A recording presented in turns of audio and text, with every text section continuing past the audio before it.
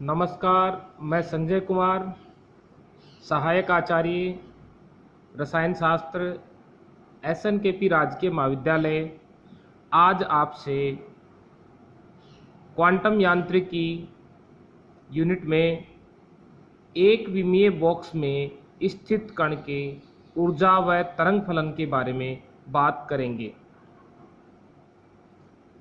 माना कि एक कण जिसका द्रव्यमान m है वह किसी बॉक्स में x डायरेक्शन में गति कर रहा है तथा इस बॉक्स की लंबाई a है। कण एक ही दिशा में लगातार गति कर रहा है और जैसे इस दीवार से टकराता है वापस लौट के अपनी उसी दिशा में यहाँ टकराता रहता है। तो दीवार पे एक बहुत ही जो आकर्षण बल लगता है जो इसको रिपेल करता है। जो कण की जो बाहर की तरफ इसका अस्तित्व नहीं है, जब कण दीवार से टकराता है तो इसकी ऊर्जा में कोई कमी नहीं होती, अर्थात बॉक्स के अंदर कण की ऊर्जा स्थिर रहती है। इस बॉक्स को हम एक विभव कूप से प्रदर्शित कर सकते हैं।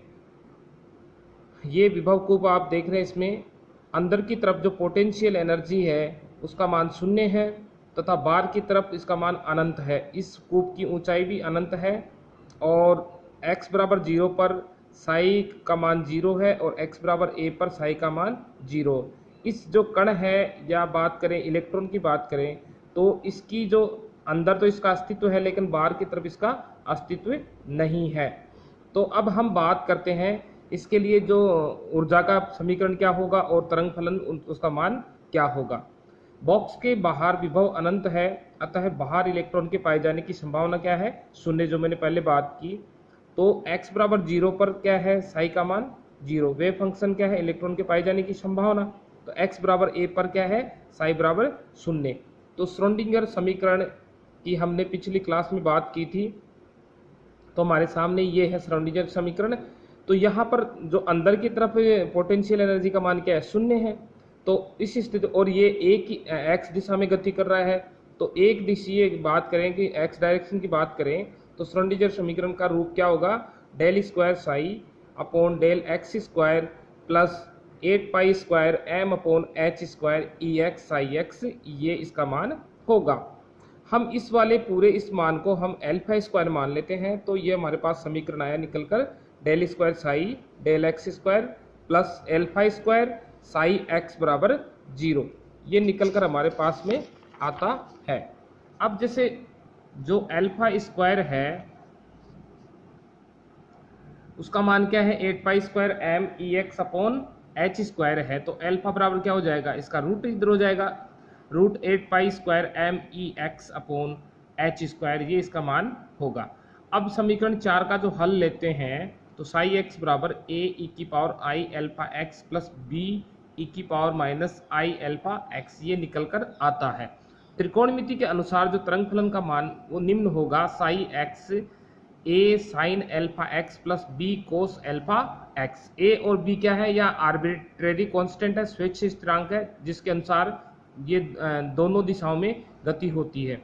अतः x बराबर 0 पर साई बराबर 0 होगा, तो ये सीमांत नियम लागू करने पर क्या होगा? सीमांत प्रतिबंध लगाएंगे अपन, तो यहाँ पर साई x क्या हो गया? 0 हो गया। तो x का मान क्या था? 0 लिया, 0 लिया, क्योंकि साइन 0 बराबर 0 और cos 0 बराबर क्या होता है? 1, तो ये तो सारा 0 हो गया। तो अब हमारे पास क्या है? b बराबर 0। इस b का मान ले जाके इस समीकरण में 5 में रख देंगे, तो क्या होगा? ये वाला मान तो 0 हो गया, तो साई एक्स बराबर क्या समीकरण आया? a sign alpha x. अब क्या करेंगे? जो दूसरी कंडीशन क्या थी x बराबर 1 की, वही सीमांत प्रतिबंध के अनुसार x बराबर a पर क्या था? साई का मान क्या है? 0 है। तो यहाँ पर इस समीकरण की बात करें जो हमारे पास ये निकल कर आया छठा समीकरण, तो साई एक्स बराबर यहाँ पर 0, तो a साइन एल्फा a हमारे पास निकल कर आया। तो समीकरण 7 में a क्या नहीं होगा? 0 नहीं होगा, अतः 0 क्या होगा? साई साइन एल्फा a क्या हो जाएगा? 0। तो एल्फा a बराबर क्या हो गया? इस साइन को इधर ले जाएंगे तो साइन -1 ये हो जाएगा, और जो ये मान है एल्फा a बराबर n पाई, साइन -1 बराबर ये होता है n पाई तो अल्फा का मान निकल कर आया n pi upon a। n का मान क्या है 1 2 3।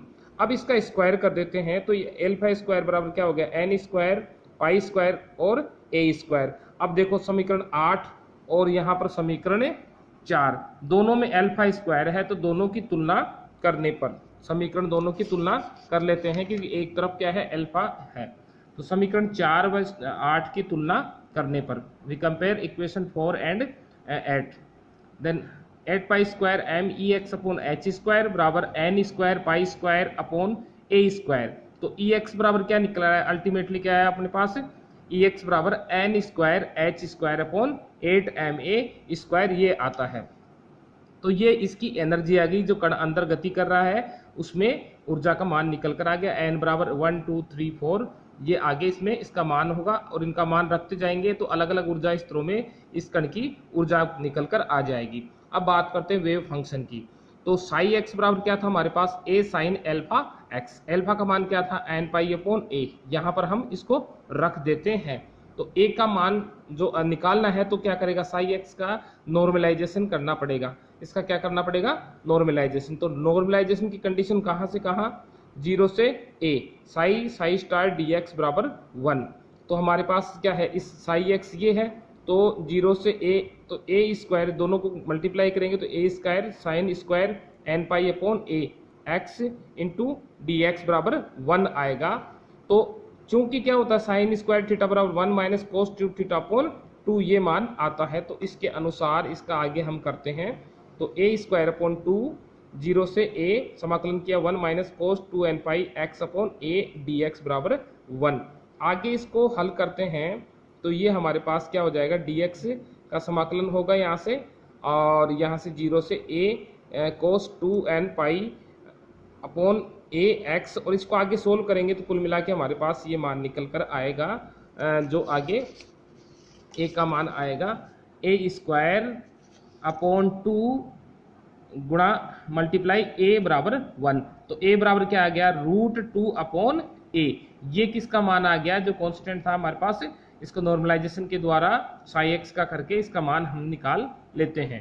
आगे देखते हैं क्योंकि किस में है अतः एक विमीय बॉक्स में स्थित कण का तरंग फलन क्या हो जाएगा जो साई एक्स बराबर क्या था a साइन ये n pi upon a x था। इस समीकरण में a का मान रख देते हैं तो साई एक्स बराबर आ जाएगा हमारे पास √2 upon a sine n pi upon a x. तो n का मान यहाँ पर क्या है 1 2 3 आगे जो भी इसका लगातार इसमें चलता रहेगा। तो यहाँ पर अलग अलग ऊर्जा स्तरों की बात करें तो वहाँ वेव फंक्शन का मान हमारे पास निकल कर आ जाएगा। तो अब बात करें कि एक विमीय बॉक्स में कण के ऊर्जा स्तरों की बात करें तो एनर्जी लेवल्स की बात की तो n यहाँ पर क्या है मुख्य क्वांटम संख्या है, m क्या है मुख्य क्वांटम संख्या है। तो यहाँ पर देखिए जो एनर्जी का मान हमारे पास निकल करके आया था n square H square upon 8 M A square आया था हमारे पास। यदि जैसे एनर्जी लेवल की बात करें एन का मान 1 लेंगे तो E1 बराबर क्या आ गया H square upon 8 M A square. इसको बोलते हैं 0 पॉइंट एनर्जी, अर्थात कण पूर्णतः विश्राम अवस्था में भी उसमें कुछ एनर्जी बची रहती है जिसे हम 0 पॉइंट एनर्जी कहते हैं। एन का मान 2 लेने पर ये 4 h square upon 8 M A square आ जाएगा। अब देखो यहाँ 4 E1, अब E2 माइनस E1 में डिफरेंस क्या है 3 H square upon 8 M A square. इस प्रकार से हम जैसे अलग अलग एनर्जी लेवल के लिए इसको ज्ञात करते हैं। एक बात यहाँ देखने लायक है कि इसमें जो एनर्जी लेवल्स है उनमें जो डिफरेंस आ रहा है वो डिफरेंस क्या है फिक्स नहीं है, अलग अलग आ रहा है। तो इससे स्पष्ट है कि दो क्रमागत ऊर्जा स्तरों के मध्य ऊर्जा अंतर स्थिर नहीं है, अर्थात ऊर्जा En में n के विविक्त डिस्क्रीट मान होते हैं। अतः एक कण की ऊर्जा क्या होती है क्वांटीकृत होती है। और जो ये कण है इसका जो स्पेक्ट्रम आता है सतत स्पेक्ट्रम ना आकर के आता है डिस्क्रीट विविक्त ऊर्जा स्पेक्ट्रम प्राप्त होता है। तो ये हमारे पास ये निकल कर आया किसका एनर्जी लेवल्स की बात की। अब बात करें जैसे विभव कूप में देखते हैं, इसमें n बराबर 1 बराबर E1 बराबर H square upon 8 M A square, ये हमारे पास ये एनर्जी लेवल्स की हमने बात की। अब बात करें कि जैसे बॉक्स की लंबाई व कण की ऊर्जा में क्या संबंध होता है। तो बॉक्स की लंबाई में क्या है E क्या है N square H square upon 8 M A square है। तो E समानुपाती क्या है व्युत्क्रमानुपाती 1/a² के है। तो क्या होगा, ए का मान बढ़ने पर ई का मान क्या होगा, कम होगा, और ए का मान कम होने पर ई का मान बढ़ेगा। अर्थात बॉक्स की लंबाई जितनी कम होगी कण की ऊर्जा उतनी ही क्या होगी, अधिक होगी, तथा ऊर्जा स्तरों में अधिक दूरी होगी, या ऊर्जा अंतराल डेल्टा ई उतना ही अधिक होगा। अब बात करें, जैसे ये मैंने 0 पॉइंट एनर्जी की आपके सामने बात कर ही ली थी। अब इसमें जैसे इनकी बात करें, जो नोड्स की बात करें, नोड का मान क्या है, n-1 है इसमें नोड का मान। तो यहाँ पर देखिए, जो साई के लिए जो ये विभव कूप की बात करें, n=1 पे कोई नोड नहीं है, n=2 पे एक नोड है, इसमें 2 नोड होंगे, यहाँ 2 नोड होंगे, यहाँ कितने हो जाएंगे, 3 नोड हो जाएंगे। तो देखो इसमें, और आगे बात करें साई स्क्वायर डेंसिटी की बात करें, तो इसमें भी 1 नोड 2 नोड। तो इस प्रकार से हमारे पास ये विभव कूप में जो 1 डायमेंशनल बॉक्स है उसके लिए जो वेव फंक्शन और साई स्क्वायर और इलेक्ट्रॉन डेंसिटी की हमने बात की, और इसमें नंबर ऑफ नोड्स की बात की जो n-1 होगा। तो ये हमने बात की आज 1 डायमेंशनल बॉक्स में जो कण है उसके तरंग फलन व ऊर्जा की बात की है। धन्यवाद।